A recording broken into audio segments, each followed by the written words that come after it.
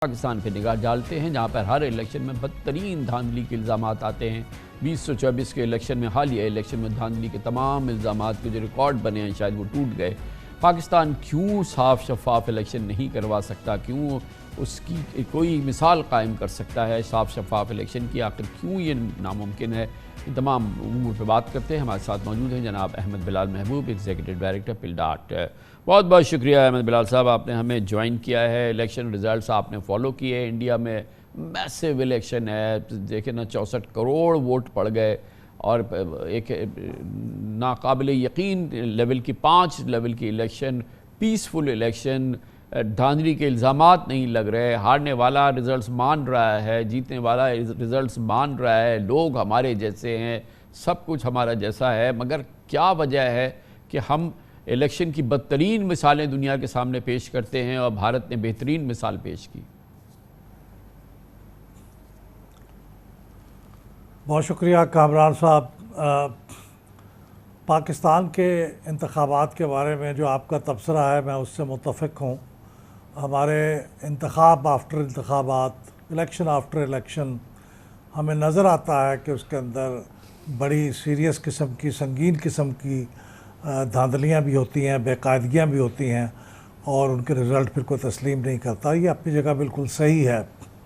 लेकिन इससे पहले कि मैं आपके सवाल का जवाब दूं कि ऐसा क्यों होता है, मुझे इजाज़त दें तो मैं कहूं कि इंडिया में ये जो ब्लैक एंड वाइट का एक मंज़र पेश हो रहा है कि पाकिस्तान में सब ब्लैक है और इंडिया में सब वाइट है, अब कम से कम इन इंतखाबात में जो 2024 के लोकसभा के इंतखाबात हैं वो सब वाइट नहीं है।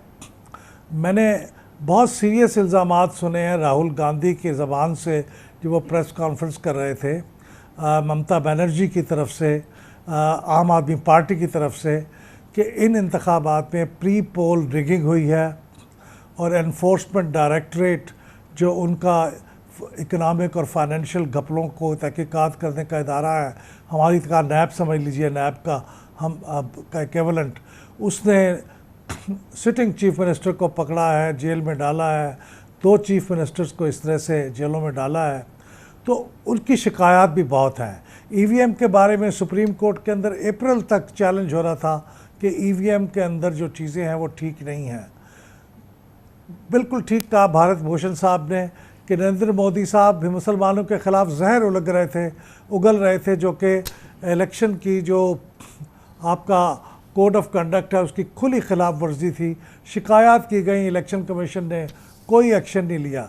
इससे पहले इलेक्टोरल बॉन्ड्स जिसके ज़रिए से पैसे कॉर्पोरेट वर्ल्ड से लिए जाते रहे, उसका एक बहुत बड़ा हिस्सा बीजेपी को मिला। वो भी सुप्रीम कोर्ट ने अगरचे उसे गैर कानूनी करार दिया, लेकिन बेशक ये जितने अवामिल का आप जिक्र कर रहे हैं बेशक ये इम्पॉर्टेंट है और ये साफ शफाफ इलेक्शन के ज़िम्रे में आते हैं, इनमें इनका हिस्सा है। लेकिन जो इलेक्शन का जो असल दिन है, जिस दिन इलेक्शन हुआ उसमें वोट डला, वोट गिना गया और जैसा कि आपने सुना कि हर पोलिंग एजेंट के पास जो उसके पास रिज़ल्ट था, इलेक्शन कमीशन के रिज़ल्ट ने उसको टैली किया, ये गैर मामूली बात है। डेफिनेटली अगर हम इसको सिर्फ तन्हा ये देखेंगे कि ये भारत के इलेक्शन जो हैं वो साफ शफाफ, ईमानदार और पूरे प्रोसेस को इसके अंदर डालेंगे तो बेपनाह उस पर सवालात आ जाएंगे। लेकिन इट सेल्फ इलेक्शन को ये उसको डाइल्यूट नहीं कर सकता कि जो प्रोसेस हुआ है, जिसको तस्लीम किया है, क्रॉस द बोर्ड तस्लीम किया है तमाम पार्टिसिपेंट्स ने, मतलब ये मैं नहीं कहूँगा कि ज़ाहिर है कि 100% उसको किया है, लेकिन आप अंदाज़ा लगा सकते हैं कि जो रिज़ल्ट सामने आए हैं, जो उस पर वो सामने आया है, उसको हम जो उस इलेक्शन की जो क्रेडिबिलिटी है, जो जिस दिन जो इलेक्शन हुआ है वो तो डाइल्यूट नहीं होती ना। और हम ये तो नहीं कह सकते अपने आप को तसल्ली दे कि नहीं जी वो भी ऐसे ही हुआ है जैसा हमारा हुआ है। नहीं, हमें उसकी कोई तसल्ली नहीं मिलती क्योंकि हमारे इलेक्शन बहुत ख़राब होते हैं, तसलसल से ख़राब हुए हैं। इंडिया में तसलसल से इलेक्शन ठीक हुए हैं, लेकिन 2024 में उनके यहाँ भी एक नई तारीख रकम हुई है। राहुल गांधी साहब के अल्फाज ये हैं कि अगर प्री पोल रिगिंग ना होती तो हम ये इलेक्शन जीत चुके होते, लेकिन इलेक्शन नहीं जीते, इसलिए बावजूद इसके भी फ़र्क कम है। लेकिन मैं आपकी बात तस्लीम करता हूँ कि बुनियादी तौर पे अगर कंपेयर करें तो कोई कंपैरिजन नहीं है। लेकिन इस दफ़ा के इलेक्शन इंडिया की अपोजिशन ने तस्लीम नहीं किए, जिस तरह से पाजी में वो करते रहे हैं, उन्होंने इल्ज़ामात लगाए हैं। अब हम आ जाते हैं कामरान खान साहब आपके सवाल की तरफ। मेरा ख्याल में हमारा सबसे बड़ा मसला ये है, और वो ईवीएम के बारे में जो आपका सवाल है उसका जवाब भी बिलाल साहब, मैं ये नहीं चाह रहा कि यहाँ पे लोगों को ये तसल्ली मिले कि नहीं जी कुछ एक जैसी कुछ हुए हैं, कोई ऐसी बात नहीं है कि वहाँ पे ये हुए हैं। देखें, चाहे इंडिया हो, चाहे अमेरिका हो, चाहे सऊदी अरब हो, जो सही बात है वो सही बात है। और हम कब तक अपने आप को तसल्ली देते रहेंगे और अपने आप को सहारा देते रहेंगे ये कह के कि देखें नहीं वो भी इतना ख़राब हुआ है। मैं आपको कांग्रेस पार्टी के सदर की गुफ्तगू सुनाता हूँ ताकि फिर इस बात को तो ज़रा हम क्लियर करें ना यहाँ। जी अहमद बिलाल साहब, ये कांग्रेस पार्टी के सरबराह हैं। आपने सुन ली ये सारी गुफ्तगू। अब यहाँ के फॉर्म 45, 47 इनके मामलात का जिक्र कीजिए और देखिए कि वहाँ पे किस तरह से जो रिज़ल्ट पोलिंग एजेंट के पास था और जो इलेक्शन कमीशन ने दिया, यानी कि 11 लाख पोलिंग स्टेशंस के अंदर ये चीज़ हो रही है और वहाँ पे across the board result match कर रहा है। तो हमें नहीं चाहिए ना कि हम इसको बिल्कुल कहें कि जी कि नहीं हमारे उनमें कोई इतना बड़ा फ़र्क नहीं है।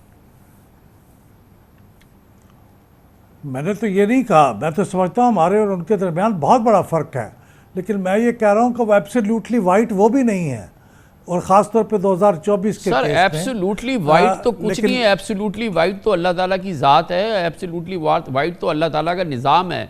एब्सोल्युटली वाइट तो अमेरिका के इलेक्शन को, बरतानिया के इलेक्शन को भी लोग नहीं कहते। तो चले अब हम अपने पे आ जाए ना प्लीज़, हम उसको कंपेयर करें ना कि हम किस जगह पे खड़े हुए हैं। हमारे इंतखाबात के अंदर जो तसलसल के साथ हमारी ख़राबियाँ हैं, उसकी बुनियादी वजह यह है कि हमारा इंतखाबात का और जमहूरियत का निज़ाम, उसके अंदर तसलसल नहीं रहा, कंटिन्यूटी नहीं रही। और इसका जिक्र भारत भूषण साहब ने भी किया कि इंडिया में ये इसलिए हो पाया कि वहाँ कंटिन्यूटी रही। हमारे यहाँ बार बार फ़ौजी हुकूमतें आईं, उन्होंने मदाखलत की, उन्होंने फिर हमें अपना सफ़र सिफर से शुरू करना पड़ा, और इसकी वजह से हमारे यहाँ इदारे मजबूत नहीं हो सके, इलेक्शन कमीशन मजबूत नहीं हो सका।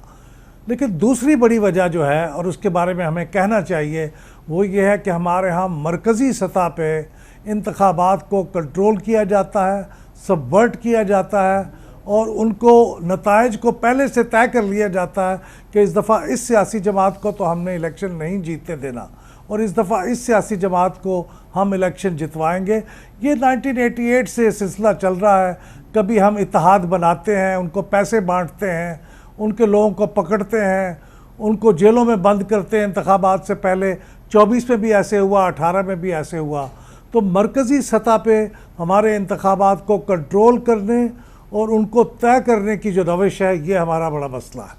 बहुत बहुत शुक्रिया जनाब अहमद बिलाल महबूब। पाकिस्तान की सूरत हाल पर बात कर रहे थे और इससे पहले भारत भूषण हमें बता रहे थे कि भारत में इलेक्शन पे जो एतमाद का इजहार है उसकी बुनियादी वजूहात क्या हैं।